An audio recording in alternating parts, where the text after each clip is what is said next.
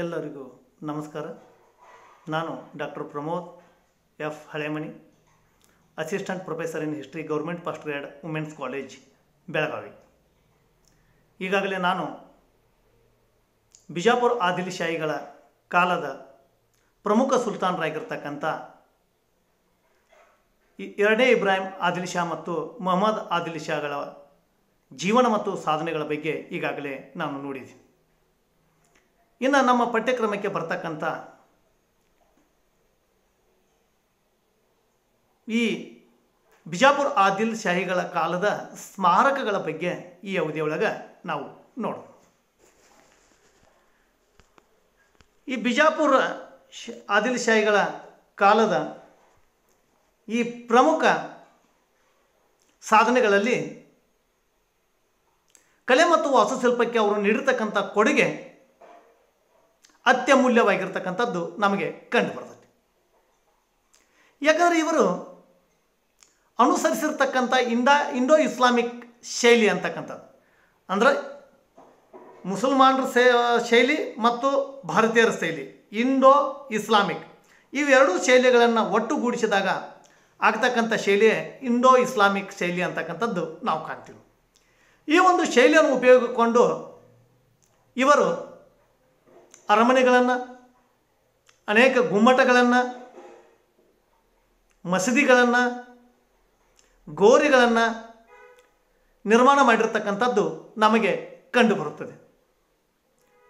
ಇವರ ಸೈನಿಕ ಸಾಧನೆಗಳಿಗಿಂತ ಇವರು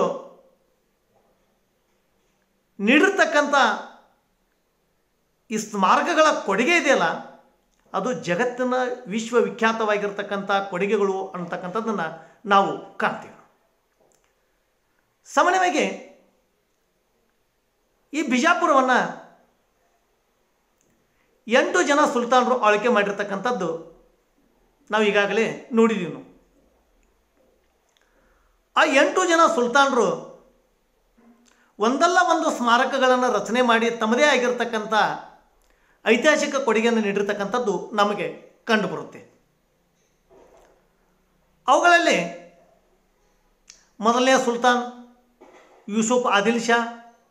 ಆ ಯೂಸುಫ್ ಆದಿಲ್ ಶಾ ಅಂತಕ್ಕಂಥ ಸುಲ್ತಾನನು ಯಾವ ಸ್ಮಾರಕಗಳನ್ನು ಕೊಡುಗೆಗಳನ್ನು ನೀಡಿದ ಅಂತಕ್ಕಂಥದ್ದು ನಾವು ನೋಡಿದಾಗ ಕಿಲ್ಲಾ, ಈದ್ಗಾ ಮತ್ತು ಜುಮಾ ಮಸೀದಿ ಇವುಗಳು ಯೂಸುಫ್ ಆದಿಲ್ ಶಾನ ಕಾಲದಲ್ಲಿ ರಚನೆ ಆಗಿರ್ತಕ್ಕಂಥದ್ದು ನಾವು ಕಾಣ್ತೀವಿ.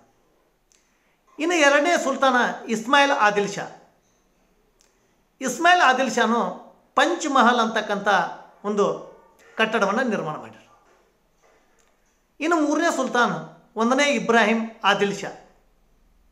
ಈ 1ನೇ ಇಬ್ರಾಹಿಂ ಆದಿಲ್ ಶಾನು ಇಬ್ರಾಹಿಂ ಮಸೀದಿಯನ್ನು ನಿರ್ಮಾಣ ಮಾಡಿದ, ಸೋಲಾದಾಮಿ ಮಹಲ್ ಅಂತಕ್ಕಂಥದ್ದು ನಿರ್ಮಾಣ ಮಾಡಿದ, ಗಾಲಿಬ್ ಮಸೀದಿ ಅಂತಕ್ಕಂಥದ್ದು ನಿರ್ಮಾಣ ಮಾಡಿದ.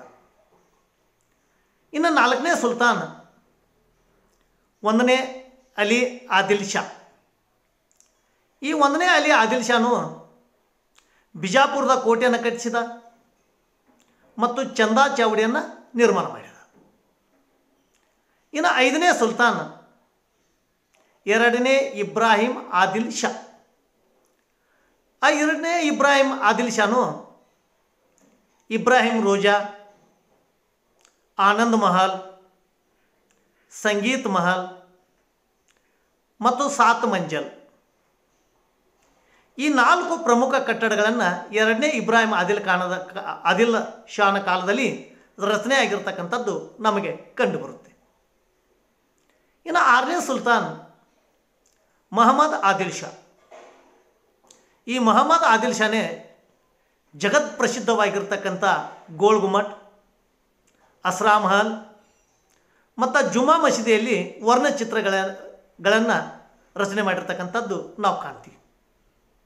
ಇನ್ನು 7ನೇ ಸುಲ್ತಾನ್ 2ನೇ ಅಲಿ ಆದಿಲ್ ಶಾ. ಈ 2ನೇ ಅಲಿ ಆದಿಲ್ ಶಾನು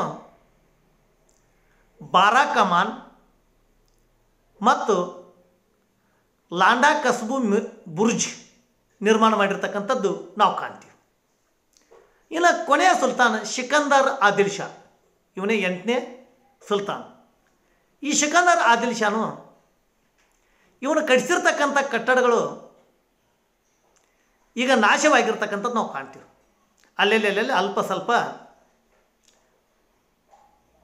ಕಟ್ಟಡಗಳು ಉಳಿದಿರ್ತಕ್ಕಂಥದ್ದು ನಾವು ಕಾಣ್ತೀವಿ. ಇಷ್ಟು ನಮಗೆ ಈ 8 ಜನ ಆದಿಲ್ ಶಾಹಿಗಳು ಸುಲ್ತಾನರು ತಮ್ಮ ಆಳ್ವಿಕೆ ಕಾಲದಲ್ಲಿ ರಚನೆ ಮಾಡಿರ್ತಕ್ಕಂಥ ಸ್ಮಾರಕಗಳನ್ನು ಈಗ ನಾವು ನೋಡಿದ್ವಿ. ಇನ್ನು ಇವುಗಳಲ್ಲಿ ಪ್ರಮುಖವಾಗಿರ್ತಕ್ಕಂಥ ಕೆಲವು ಸ್ಮಾರಕಗಳ ಬಗ್ಗೆ ನಾವೀಗ ಒಂದೊಂದಾಗಿ ತಿಳಿದುಕೊಳ್ಳೋಣ. ಅವುಗಳಲ್ಲಿ ಪ್ರಮುಖವಾಗಿರ್ತಕ್ಕಂಥ ಸ್ಮಾರಕಗಳಲ್ಲಿ ಮೊದಲನೇದಾಗಿ ಗೋಲ್ ಗುಂಬಜ್, ಅದನ್ನ ಗೋಲ್ ಗುಮ್ಮಟ ಅಂತೇಳಿ ಕರೀತಾರೆ. ಇದು 1629ರಲ್ಲಿ ಪ್ರಾರಂಭವಾಗಿ 1656ರಲ್ಲಿ ಕಟ್ಟಡ ಮುಕ್ತಾಯವಾಗಿರ್ತಕ್ಕಂಥದ್ದು ನಮಗೆ ಕಂಡು ಬರ್ತದೆ. ಭಾರತದಲ್ಲಿ ಅತ್ಯಂತ ದೊಡ್ಡ ಗುಮ್ಮಟವಾಗಿದ್ದು ಜಗತ್ ಪ್ರಸಿದ್ಧ ಕಟ್ಟಡಗಳಲ್ಲಿ ಇದು ಸಹ ಒಂದಾಗಿರ್ತಕ್ಕಂಥದ್ದು ನಾವು ಕಾಣ್ತೀವಿ. ಈ ಒಂದು ಕಟ್ಟಡದ ಕಟ್ಟಿಸಿದವನು ಮೊಹಮ್ಮದ್ ಆದಿಲ್ ಶಾ. ಇದರ ಪ್ರಧಾನ ಶಿಲ್ಪಿ ಮಲಿಕ್ ಸಂದಲ್ ಅಂತಕ್ಕಂಥದ್ದು. ಇದು ತನ್ನದೇ ಆಗಿರ್ತಕ್ಕಂಥ ಒಂದು ಆಕರ್ಷಣೆ ಮತ್ತು ಭವ್ಯತೆಯನ್ನು ಹೊಂದಿರತಕ್ಕಂಥದ್ದು ನಾವು ಕಾಣ್ತೀವಿ. ಈ ಗೋಲ್ ಗುಂಬಜ್ ಇದು ಒಂದು ಒಳಗಡೆ ಗೋರಿ ಇರ್ತಕ್ಕಂಥದ್ದು ನಾವು ಕಾಣ್ತೀವಿ. ಗೋರಿ ಈ ಒಳಗಡೆ ಮೊಹಮ್ಮದ್ ಆದಿಲ್ ಶಾ ನ ಪ್ರೇಯಸಿ ಮತ್ತು ನರ್ತಕಿ ಆಗಿರ್ತಕ್ಕಂಥ ರಂಭಾ ಮತ್ತು ಆದಿಲ್ ಶಾನ ರಾಣಿ, ಮಗ, ಮಗಳ ಸಮಾಧಿಗಳನ್ನು ಒಳಗೊಂಡಿದೆ. ಇದರ ಬೃಹತ್ ಗುಮ್ಮಟ ಪ್ರಪಂಚದಲ್ಲೇ ಒಂದು ದೊಡ್ಡದಾಗಿರ್ತಕ್ಕಂಥ ಗುಮ್ಮಟ. ವಿಶಾಲವಾಗಿರ್ತಕ್ಕಂಥ ಒಂದು ಕಟ್ಟೆಯ ಮೇಲೆ ಇದು ನಿರ್ಮಾಣವಾಗಿದೆ. ಇದರ ಎತ್ತರ 300 ಅಡಿ ಎತ್ತರ. ಇದರ ಒಂದು ಸುತ್ತಳತೆ 144 ಅಡಿ ಸುತ್ತಳತೆಯನ್ನು ಹೊಂದಿದ್ದು ಒಟ್ಟು 18,000 ಚದರ ಅಡಿ ವಿಸ್ತೀರ್ಣದಲ್ಲಿ ಈ ಒಂದು ಗುಮ್ಮಟ ನಿರ್ಮಾಣವಾಗಿರ್ತಕ್ಕಂಥದ್ದು ನಾವು ಕಾಣ್ತೀವಿ. ಜೊತೆಗೆ 4 ಮೂಲೆಗಳಲ್ಲಿ ಅಷ್ಟಕೋನದ 7 ಅಂತಸ್ತಿನ ಗೋಪುರಗಳು ಇವೆ. ಒಳಭಾಗದಲ್ಲಿ ಜಗತ್ ಪ್ರಸಿದ್ಧವಾಗಿರ್ತಕ್ಕಂಥ ಒಂದು ಪಿಸುಮಾತಿನ ಗ್ಯಾಲರಿಯನ್ನು ಹೊಂದಿದೆ.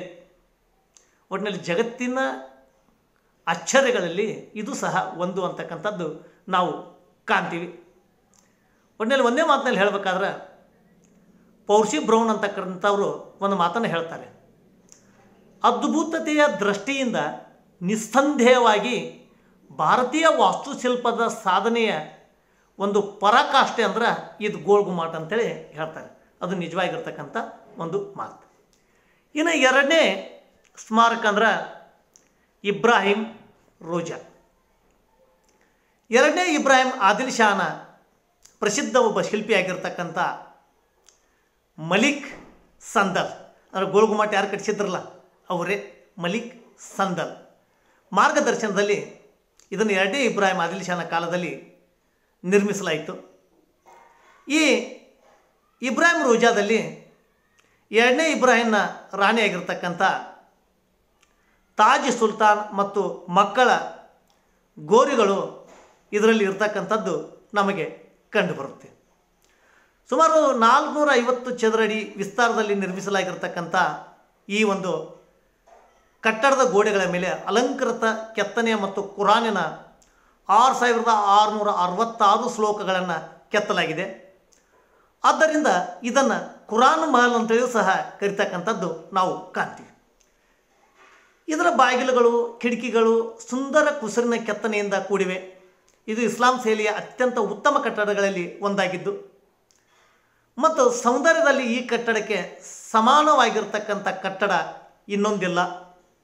ಇದರೊಳಗೆ ಆಧಾರವಿಲ್ಲದೆ ನೇತಾಡ್ತಕ್ಕಂಥ ಒಂದು ಛಾವಣಿಯೂ ಸಹ ಇದೆ. ಇದೇ ಇದರ ಒಂದು ವೈಶಿಷ್ಟ್ಯ ಅಂತಕ್ಕಂಥದ್ದು ನಾವು ಸಾಮಾನ್ಯವಾಗಿ ಕಾಣ್ತೀವಿ. ಇದರ ಒಂದು ನಿರ್ಮಾಣಕ್ಕೆ ಆ ಕಾಲದಲ್ಲಿ 15 ಲಕ್ಷ ಖರ್ಚಾಗಿದೆ ಮತ್ತು ಇದನ್ನು ನಿರ್ಮಿಸಬೇಕಾದ್ರೆ ಸುಮಾರು 6,000 ಕೆಲಸಗಾರರು 36 ವರ್ಷಗಳ ಕಾಲ ಕಟ್ಟಡವನ್ನು ಕಟ್ಟಿದ್ರು ಅಂತಕ್ಕಂಥದ್ದು ನಾವು ನೋಡಿದಾಗ ನಿಜವಾಗಿಯೂ ಅದ್ಭುತವಾಗಿರ್ತಕ್ಕಂಥ ಒಂದು ಕಟ್ಟಡ ಅಂತಕ್ಕಂಥದ್ದು ನಾವು ಹೇಳ್ಬೋದು. ಇನ್ನು ಮೂರನೇ ಸ್ಮಾರಕ ಅಂದ್ರೆ ಈ ಜುಮ್ಮಾ ಮಸೀದಿ ಅಂತಕ್ಕಂಥದ್ದು.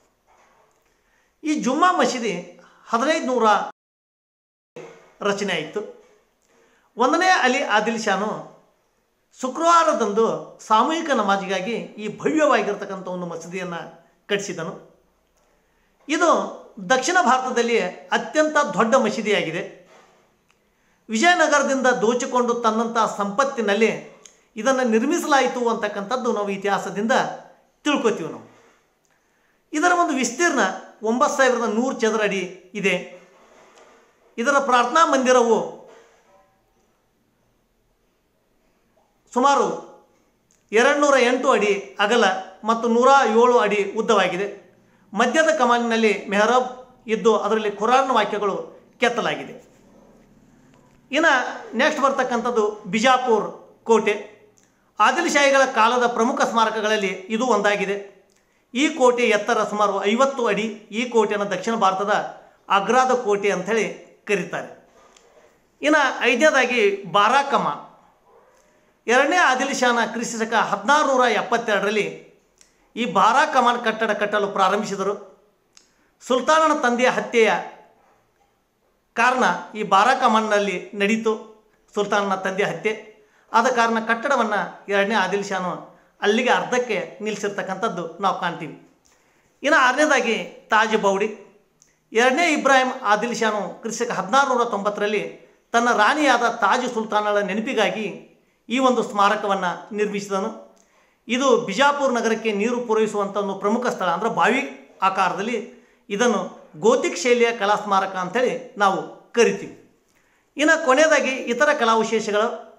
ಈ ಮೇಲಿನ ಪ್ರಸಿದ್ಧ ಸ್ಮಾರಕಗಳು ಅಲ್ಲದೆ ಗಗನ್ ಮಹಲ್, ಮೆಹತರ್ ಮಹಲ್, ಸಂಗೀತ್ ಮಹಲ್, ಮಲಿಕಿ ಮೈದಾನ್, ಉಪ್ಲಿ ಬುರ್ಜ್ ಮತ್ತು ಸಾತ್ ಮಂಜಿಲ್ ಮುಂತಾದ ಪ್ರಮುಖ ಸ್ಮಾರಕಗಳನ್ನು ಸಹ ನಾವು ಇಲ್ಲಿ ಕಾಣಬಹುದು. ಒಟ್ಟಿನಲ್ಲಿ ಈ ಬಿಜಾಪುರ ಆದಿಲ್ಶಾಹಿಗಳ ಕಾಲದಲ್ಲಿ ಈ ಮೇಲಿನ ಪ್ರಸಿದ್ಧವಾದ ಸ್ಮಾರಕಗಳನ್ನು ನಮಗೆ ಕಂಡು ಬರ್ತವೆ. ಈ ಮೇಲಿನ ಎಲ್ಲ ಸ್ಮಾರಕಗಳನ್ನು ನೋಡಿದಾಗ ಗಾತ್ರದಲ್ಲಿ, ಸೌಂದರ್ಯದಲ್ಲಿ, ಭವ್ಯತೆಯಲ್ಲಿ, ವಿನ್ಯಾಸದಲ್ಲಿ ಮತ್ತು ತಂತ್ರಜ್ಞಾನಕ್ಕೆ ಹೆಸರುವಾಸಿಯಾಗಿರ್ತಕ್ಕಂಥದ್ದು ನಾವು ಕಾಣ್ತೀವಿ. ಒಟ್ಟಿನಲ್ಲಿ ಇವರ ಕಾಲದ ಸ್ಮಾರಕಗಳು ಮಾನವನ ಒಂದು ಹಸ್ತಕೌಶಲ್ಯದ ಉತ್ಕೃಷ್ಟ ಉದಾಹರಣೆ ಅಂಥೇಳಿ ನಾವು ಹೇಳ್ಬೋದು.